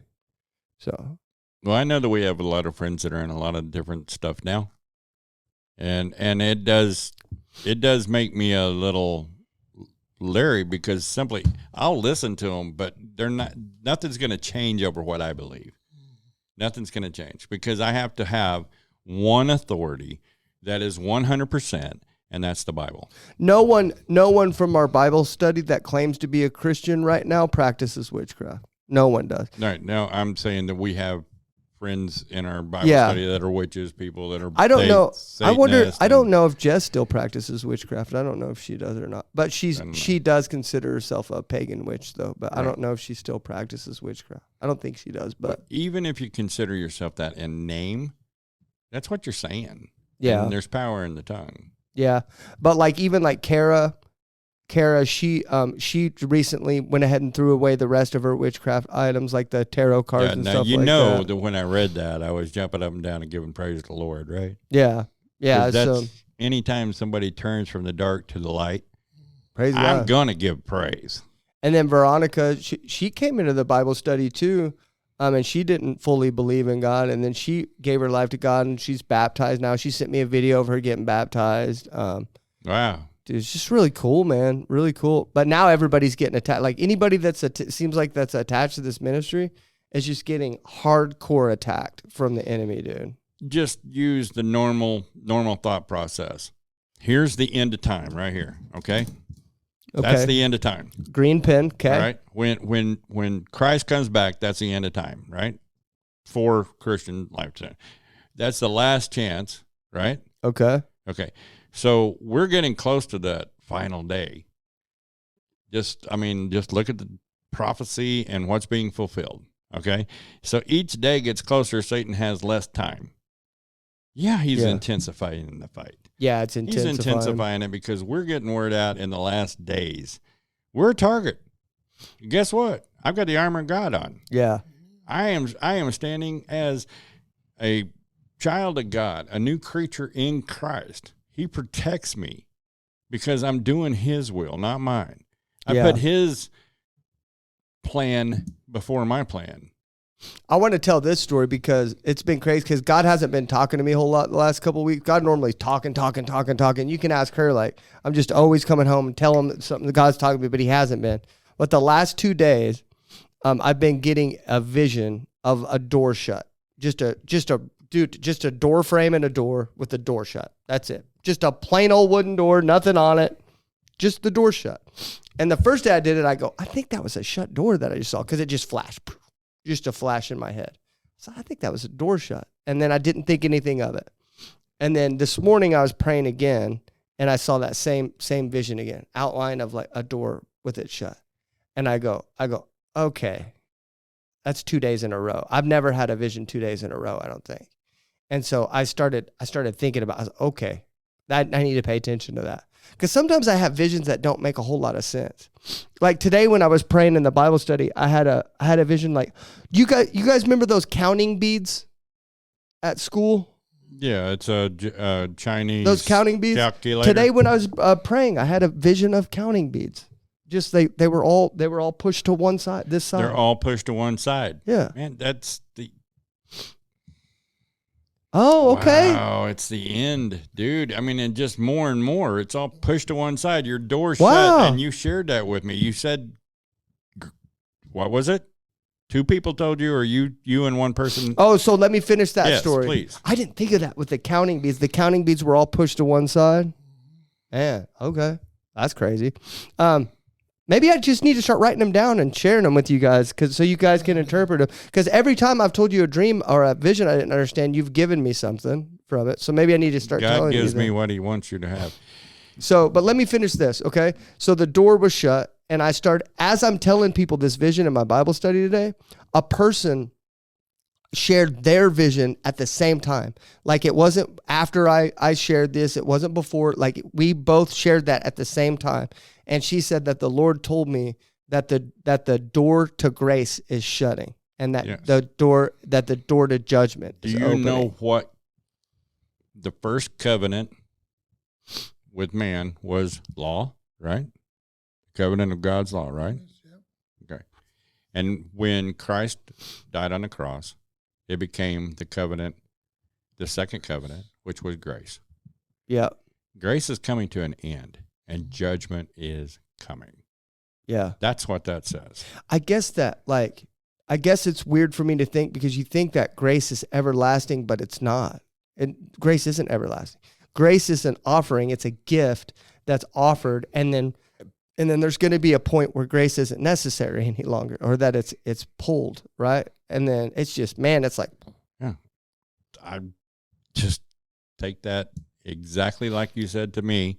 But yeah, on the shorter version of it, and go show that to Gary and tell me what he says. But I'll go stand there with you and help. I mean, I want to listen to what exactly he says, but he's going to say the same thing. I tend to like it's coming down. That's exactly what this is. This is the end of grace. This is when the door shuts right here. This is the same thing that Christ said about Noah. This is when the door on the ark shut. It wasn't going to be opened up again. And if you want a New Testament description of that, the marriage ceremony where the 5 virgins had their oil and the 5 didn't. And when the 5 went in with the groom and the door was shut and the 5 without came and knocked on the door was not going to be open. Yeah. That's what it's talking about. They were wanting some of their oil and they wouldn't give it to them. Because they should have got their own oil. Well, you should have been ready. Yep. I can't make anybody believe anything. Yeah. I can give you the seed, and I hope that works. I hope that it grows in you enough for you to open up the door and to actually see that there is grace there that you can accept. But scary, man. Because that's the truth, man. I guess I try to I think I'm still a little self-centered. And I think so I try to inject myself into my visions and stuff like that. And I just started freaking out when I saw that door. I was like, oh man, did God open a door for me that I missed and I didn't run through it? Oh, I hope not, and stuff like that. But I still feel like at peace, because I could be going through financial issues right now. But dude, if the world comes to end next month, then do I have financial issues? No. I have groceries. I have money right now. I have food. Praise the Lord. Right. Who cares about your credit score? You're not even going to remember that your credit score existed. Am I saying to neglect your finances? No. Absolutely not. No. But if you are in a financial turmoil right now and your needs are being provided, then I think you should just enjoy your time with your family. I think you should work on not being stressed. I think you should show people that you don't know love. And I think we should take this time to really just be at peace and enjoy this gift of life that we've been given, because it's going to be the last time that we get to experience it. Yeah, and I'm going to tell you, if you are on the fence right now, make a decision. Don't rack yourself on it. Because being on the fence is worse than being hot or cold. Yeah. Yep. In or out. In or out. Does that make sense? There's only 2, in or out. Yep. Man, I really appreciated our time together. Really? Yeah. I wish you'd tell me that stuff in private. You just say it in public because you're fake and you don't really like it, huh? You don't really like your time with me.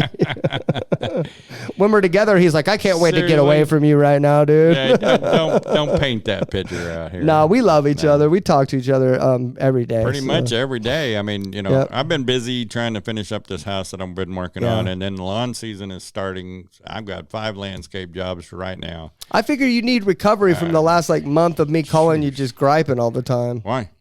I don't know. Just griping a lot. And look, God put me there for you like he was there for me. Yeah. All right? Yeah. I've just dude, I've just been I haven't been in turmoil. I've been in peace. See, and people, until they have that peace, they don't realize how important that peace is.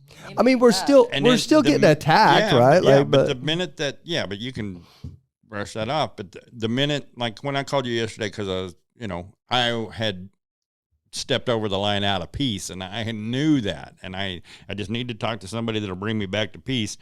And even though sometimes you don't really direct me back, it's that I remember our relationship. It's like the teacher coming to the student for lesson, when actually I can turn that back into a teaching mode and remember my place, if that helps you understand.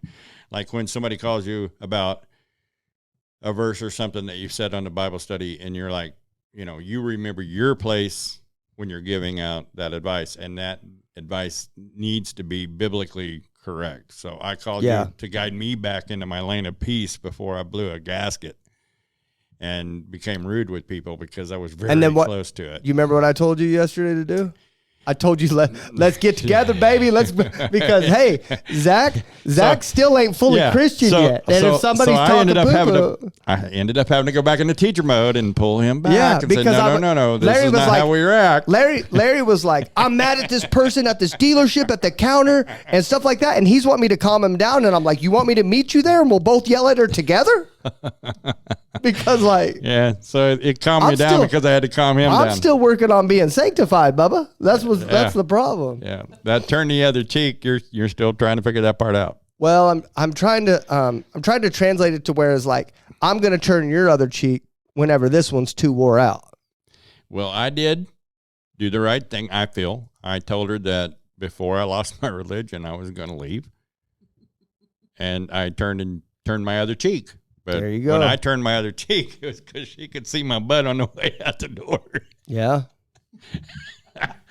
I was about to get really okay, but Darcia said, "Well, honey, you got mad, but you did not sin. Anger, righteous anger, is okay if you don't sin. So we can still experience anger. It's a human emotion." But I didn't sin by cursing her out. I didn't sin by being the old me, which would have been, I would have done anything to reduce her to a puddle in the floor verbally. Yeah. Okay. And if it would have been a guy, I'd have been up, standing at my full height, leaning in and talking to him. 6'2". Drop me another inch. Full 6'2". Okay. But I mean, you're going to be 5'9" by episode 25. But I didn't sin. What I did was I turned and walked away. Good job. I disengaged. I got in the car. I prayed, and then I thought I was doing a good thing by calling him. Hold on. I have a message I want to say right now. I have a message for the listeners that I want to say because it's starting to get quite frequently that new believers are starting to DM me, direct message me. Mm-hmm. And they're starting to tell me that, Zach, I've got this going on. I've got this. I feel like there's a demon in my house. Zach, I'm hearing all this stuff going on. I'm hearing voices in my house. I just now started practicing Christianity. What should I do? Stuff like that. And I just wanted this message for all the new believers out there that probably hasn't quite figured this out.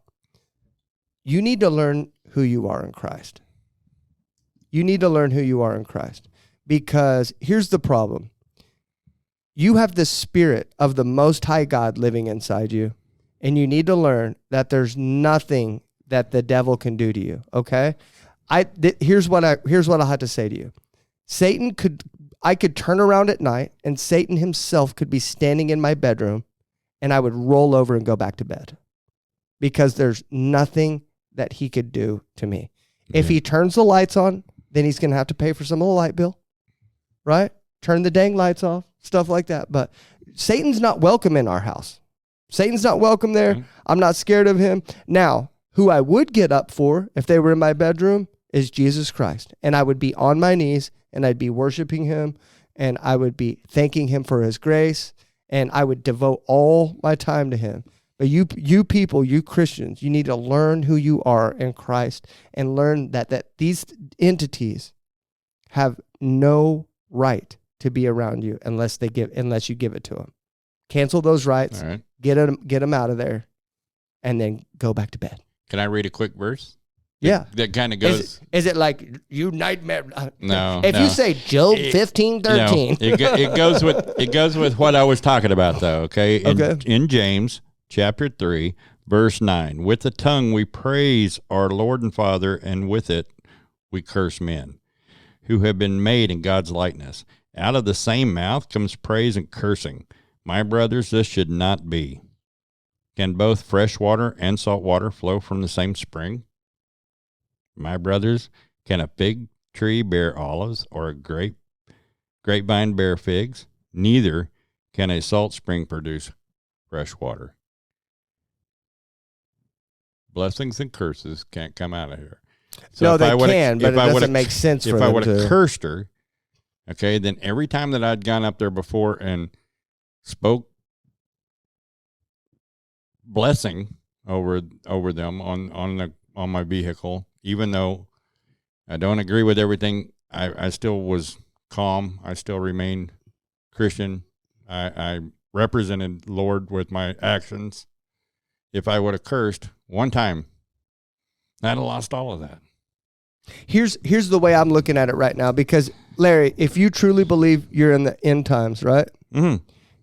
How crappy would it be if let's say they doubled the price on what it was going to cost to fix your truck? Let's say hold on. Let's just go extreme and let's say they quadruple it from here, right? Let's say they quadruple the price. I can see you getting mad right now. And that's where this is where I want you to be. I want you to be mad, okay? They quadruple the price of your truck, right? And let's say you go up there and you're in that office, right? Now, they know you're a Christian because you've got your Jesus shirt on, you got your Jesus visor on. You probably got a Jesus visor on underneath your Jesus visor, honestly, okay? So you've got your Jesus rings on. Did you realize this is a Christian or a Christmas shirt? No. Oh, yeah. Well, actually, no, I didn't, and that kind of stinks that you're wearing that. No. Because without Christmas, we couldn't have Easter. Oh, okay. Jesus came on Christmas. Just be honest, you couldn't find another shirt. No, I did have another shirt. This was actually an afterthought, and I thought, okay, Lord. I mean, because I had no idea I was going to pick this shirt at all. This is not me. I don't wear... You don't wear Christmas shirts in Easter? No, I don't hardly wear Christmas shirts during Christmas. Okay, but now you get, okay. Yeah, but anyway, the so Lord pointed it out to me. Let me finish my point. So you got your Jesus rings on, you got your Jesus wristband on, everything about you, Jesus. You've probably already proselytized to the girl, right? You've probably already spread the word of God to her. You've probably already admitted you're a Christian. You've probably already invited her to church, right? Yes. And they've quadrupled the price on you, right? So you blow your gasket, and this girl, let's say you do blow your gasket on her, right? And you blow your gasket on her, you throw a fit, and then that girl was on the fence. Let's say in her personal life, she had been going to church for 2 weeks, and then you blow your gasket on her. She's on the fence. She's just about to give her life to God. Then I run to everything. And then because of that, she decided not to, right? And then, ready? After she decides not to give her life to Christ, boom, Christ comes back the Wednesday of the next week, and you were supposed to go pay for your truck on Thursday. Not only that, when I stand before the Lord, he'll point that out to me. I'm not saying because as far as east is from the west, so your transgressions will be blotted out. And so I'm not really like worried about you in that case. Correct. But I'm more worried about her and how pointless, like, okay, let's say they 20 times the cost of your truck, or 40 or 50. Let's say they made it so expensive that you would never get your truck out again. But in this scenario that I'm giving you, it doesn't matter because your truck, you're not even going to remember it existed. That part's true. But what I rest on, even though it's an aggravation in the flesh, I rest on the fact that God provided that truck for me. Yeah. Okay. In a time when I needed it. And now the truck is in dire need of work. So I'm investing money into it so that I can continue my business. Okay. And that's fine. So I know God will provide because it's his truck. It's his money. There is no money that belongs to Larry. All money belongs to God. All. No matter who uses it, it still belongs to God. No matter what the government does with it. So it all belongs to God. Getting mad at them is pointless. Pointless. There you go. It was pointless. It was all right. It was the little stabs that Satan was doing to get me into anger so that I would sin. And what I did was defended. I blocked him with my shield, and I left before I went over that wire. Yeah. I like how you just did the little forearm tap there. It would actually be this arm for me. Yeah, it'd be this. You should start doing that when somebody tries to make you mad. Just go, doof, and they're like, "What are you doing?" You'd be like, "Got my shield up. Got my shield up. I blocked it with my shield." Yeah, got my shield up. The cops, woo! Larry gets hauled off to a middle wagon. In a middle wagon. Hey, right here's my sword. There you go. Yeah. Right here's my sword. All right. If you've been listening this far to the show, please love you. Like, subscribe, and then please leave us a review on Apple. We would love it so much if you'd leave us a review on Apple. So, but we're gonna get off here. Larry, say your. Jesus loves you, and so do I. Thank you for watching. We are out. I'll take you home. Thank you so much for listening to the Help My Unbelief podcast. Please don't forget to like, share, and subscribe. And more importantly, tune in every Tuesday at 9 a.m. for new episodes.